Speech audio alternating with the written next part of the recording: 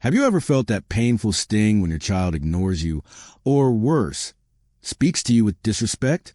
That sudden rush of anger, confusion, maybe even hurt. It's something every parent faces at some point. You call their name, and they act like they didn't hear you. You ask them to help, and they roll their eyes. You try to talk, and they walk away. It's frustrating, right? And in those heated moments, it's hard to know what to do. Should you yell, punish, ignore it, and hope it gets better? But deep down, you know none of those really work. Instead, they can make things worse, creating a wall between you and your child, pushing them further away. But what if I told you there's a better way? A way to not only handle these tough situations, but actually strengthen your relationship with your child, building trust, respect, and understanding that lasts for years.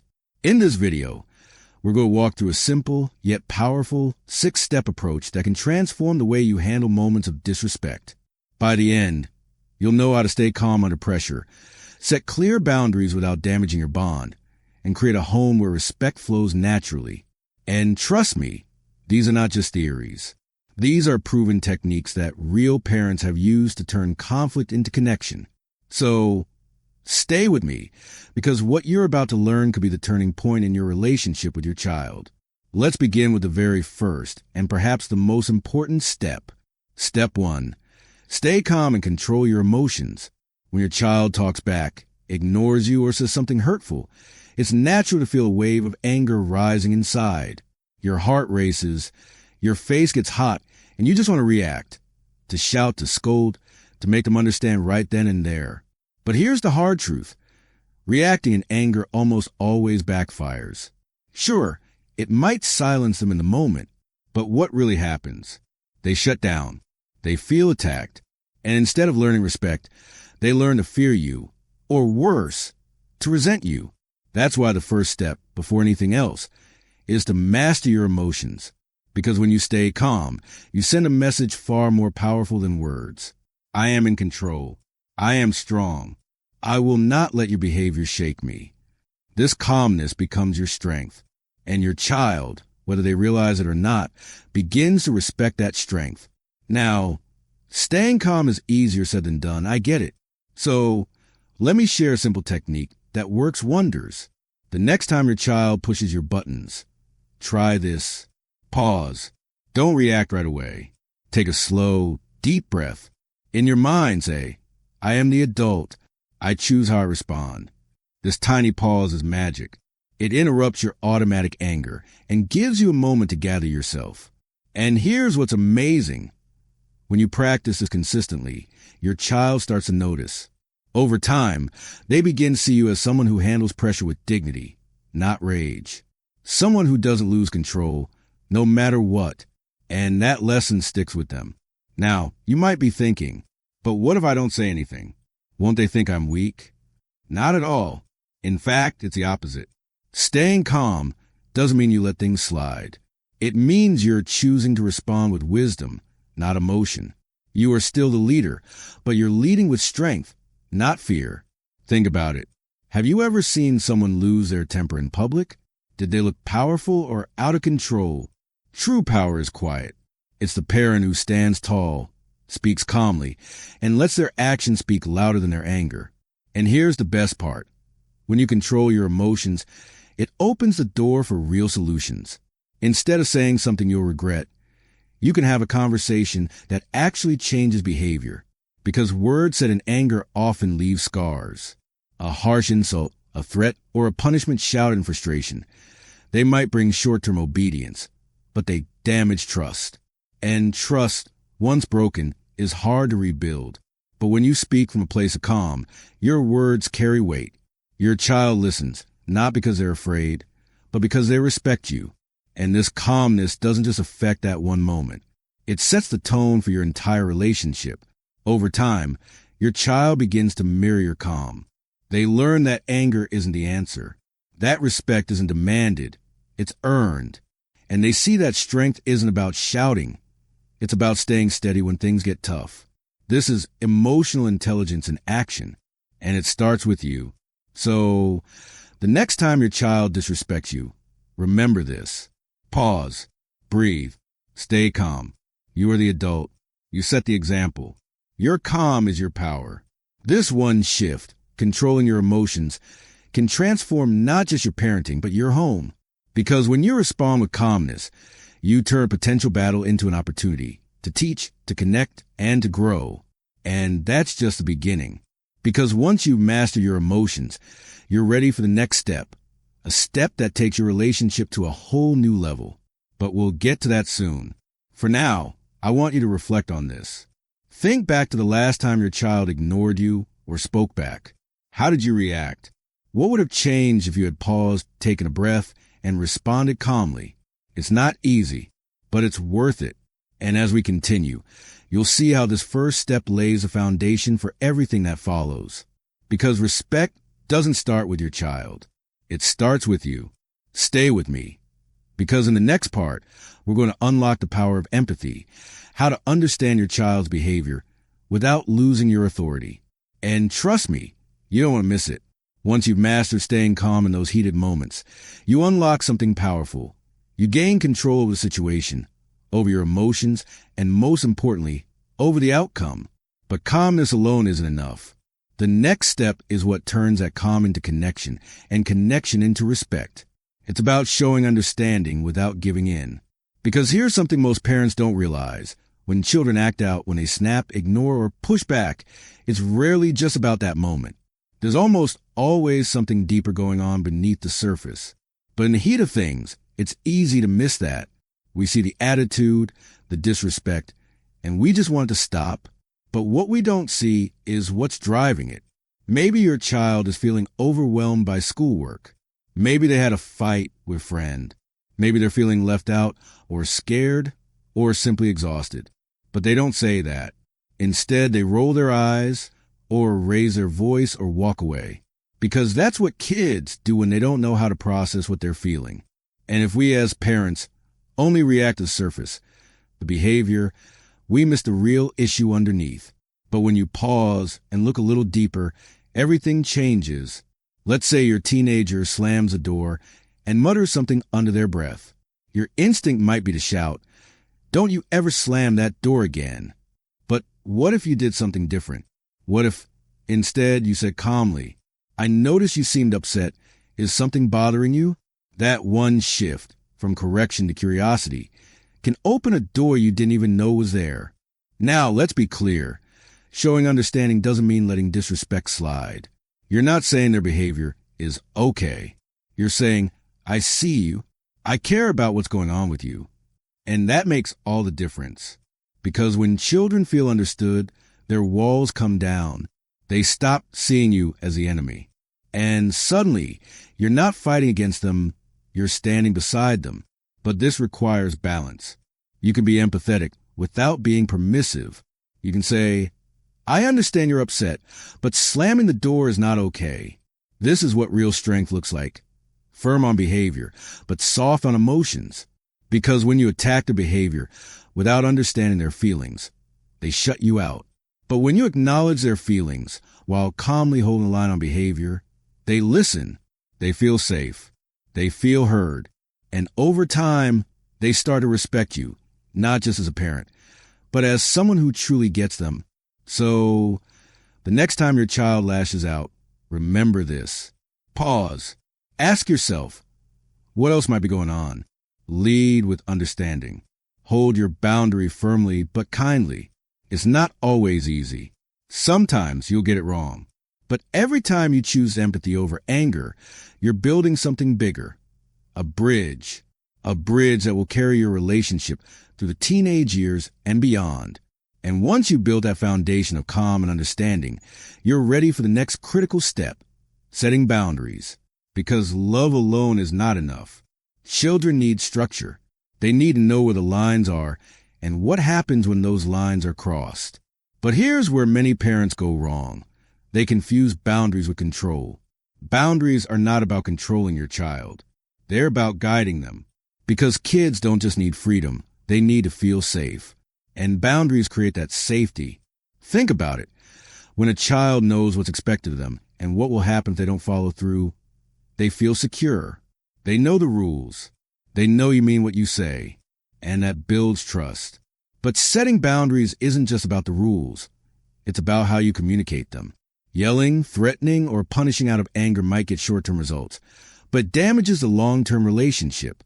Instead, boundaries work best when they are clear, calm, and consistent. Picture this. Your child misses curfew. You're frustrated, of course. But instead of snapping, you calmly say, "The curfew is 9 p.m. because I care about your safety. You came home late, so your phone will be taken away for the weekend." Notice what happened there? You explained the reason for the rule. You stated the consequence calmly.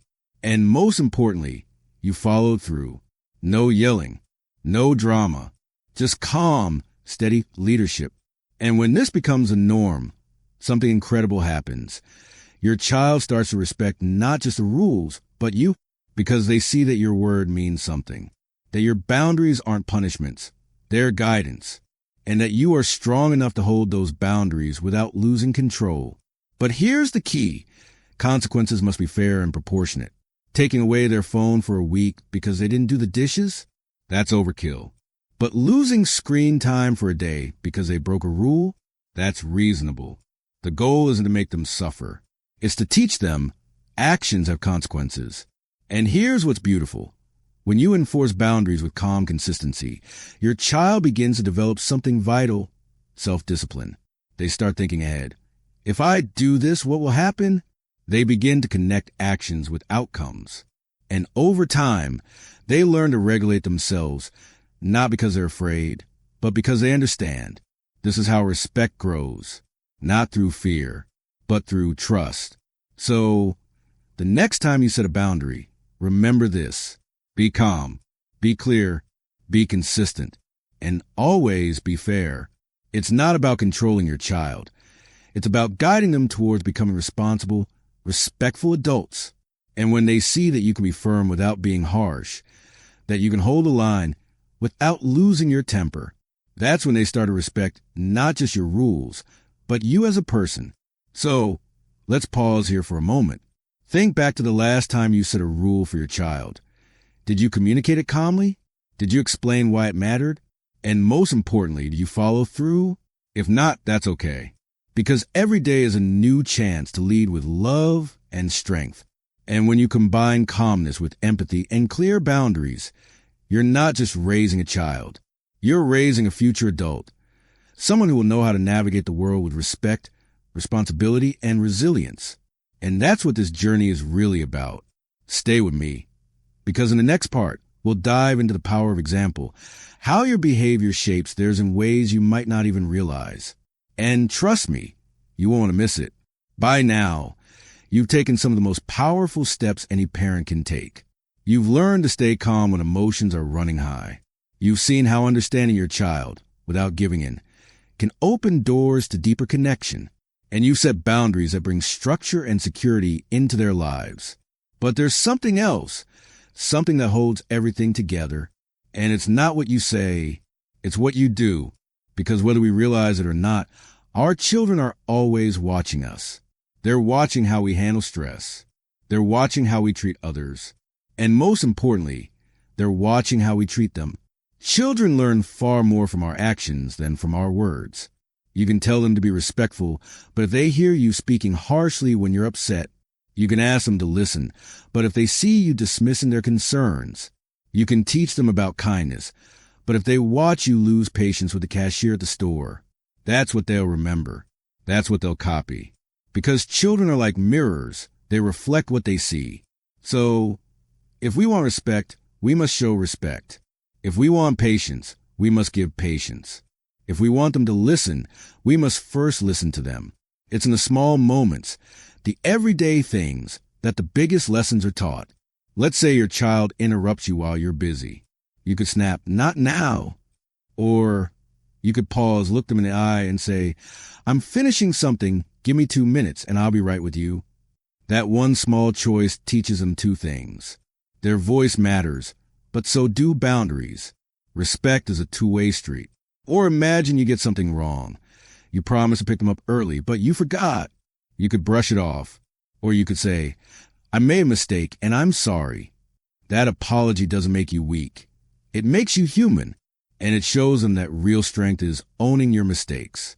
Every time you respond with calmness, every time you choose patience over frustration, every time you admit when you're wrong, you are giving your child a blueprint for life. Because one day, they'll face their own challenges. They'll deal with difficult people.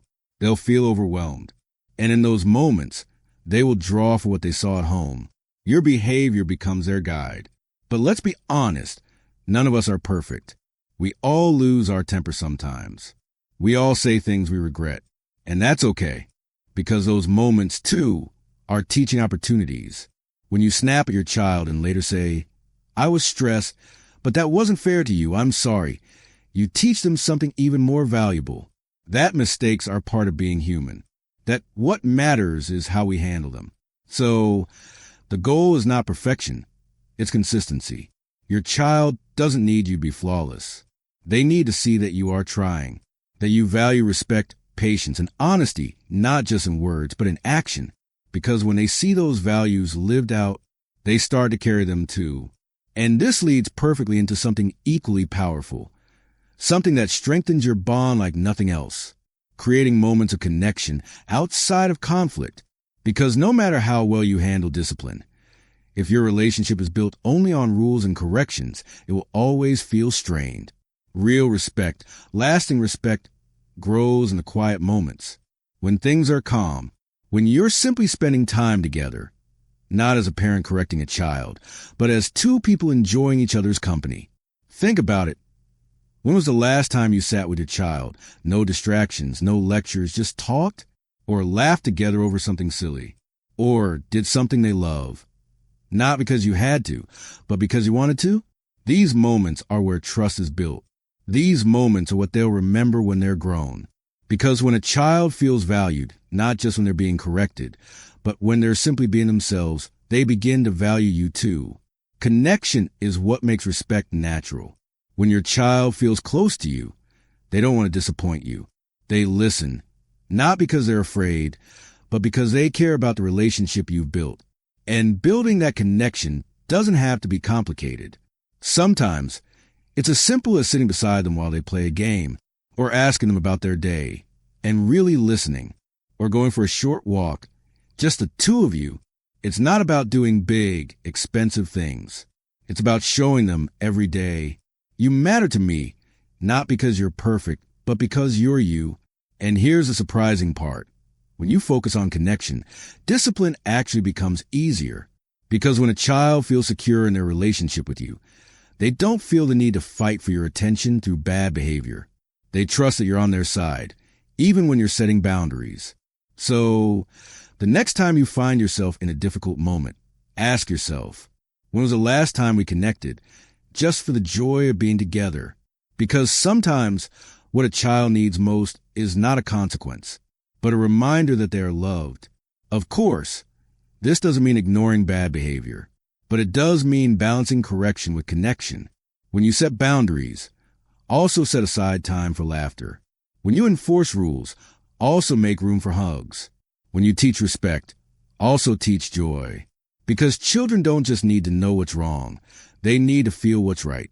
They need to experience the warmth of being valued, the safety of being heard, the joy of being loved, not for what they do, but for who they are. So, think back. When was the last time you had a real, unhurried conversation with your child? When was the last time you asked them, "How are you really?" When was the last time you laughed together? Just because? These moments are the foundation. They are what hold everything else in place. Respect grows from rules, but it thrives in love. And when you balance both, when you lead with calmness, guide with boundaries, model respect, and build connection, that's when parenting becomes not just a challenge, but a joy. Stay with me, because in the final part, we'll talk about something that brings it all together, giving your child the space to reflect and grow. And you'll see how sometimes the most powerful thing you can do is step back and let them find their way. By now, you've built something powerful. You've found calm when anger was calling. You've led with understanding when frustration felt easier. You've set boundaries that guided, not controlled. You've shown respect, not demanded it. And you've created moments that reminded your child They are loved no matter what. But there's one final piece, one step that often gets overlooked, but can make all the difference. And it's this: after everything, give them space to reflect. Because real change, real growth, doesn't happen while we're talking. It happens in the quiet moments after, when the conversation is over, when your child is alone with their thoughts. That's when they begin to process everything. That's when they start to understand, not because you forced it, but because they had time to feel for themselves. But here's the challenge. As parents, we want to see change right away. We want them to apologize, to say, "You were right," to promise they'll never do it again. But when we push for that, we often get the opposite. Because no one, especially a child, likes feeling pressured. When they feel cornered, their walls go up. Even if they know they were wrong, their pride takes over. And instead of learning, they start defending. But when you give them space, something different happens. Let's say your child talked back to you. You stayed calm. You held your boundary. You explained why respect matters. And then you step back. You didn't demand an apology. You didn't drag the conversation on. You let it breathe. What happens next? At first, maybe nothing. They might stay quiet. They might act like they don't care. But later, maybe in their room or lying in bed, your words start to settle in. They remember your calmness. They think about how you handled it and how they reacted. And slowly, they start to reflect. They begin to see the gap between their actions and the example you set. Not because you told them, but because you showed them. And often, that's when the real change begins. The next morning, maybe they're a little softer. Maybe they say sorry in their own way, like helping out without being asked.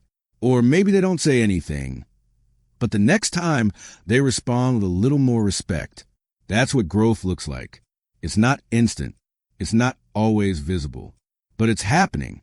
Because when you give your child the space to reflect, you're giving them a gift, the chance to take responsibility on their own. And that's the kind of lesson that sticks. Not because it was forced, but because it was chosen. Now, this doesn't mean you let things slide. It doesn't mean you avoid tough conversations. But it means knowing when to speak and when to step back. Because silence, when used wisely, is a powerful teacher. Think about it. When was the last time you realized you were wrong? Did someone force you to see it? Or did it hit you later, when you had time to think? Children are the same. They need that space to connect the dots themselves. So, the next time there's conflict, say what needs to be said. Hold your boundary. Show understanding. And then let it be. Trust the process. Trust that the seeds you're planting, through your calm, your respect, your consistency, they are taking root, even if you can't see it right away. Because parenting isn't about immediate results. It's about the long game.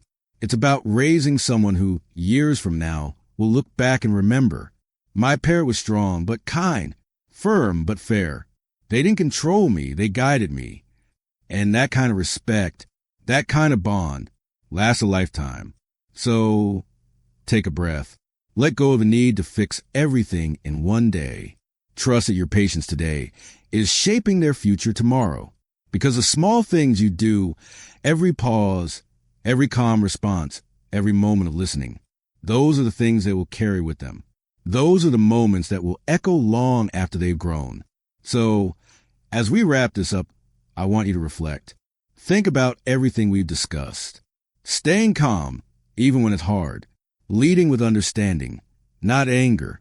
Setting boundaries with love. Being the example you want to see. Building connection beyond correction. And finally, giving space for growth. Which of these steps spoke to you the most? Which one do you feel could create a real shift in your home? Because this isn't just information, it's an invitation. An invitation to lead your family with strength and heart, to build a home where respect flows naturally, because it's rooted in love. And remember, it's not about being perfect. It's about being present, showing up every day with patience and grace, and trusting that, over time, your effort will bloom into something beautiful. So, as we end, I want to hear from you. Have you or someone you know experienced any of these signs? Comment below and share your story. It could help someone. Your journey matters. Your voice matters. And together, we can create homes filled with understanding, respect, and lasting love. Thank you for being here. Thank you for choosing growth. And remember, every small step you take is shaping their future.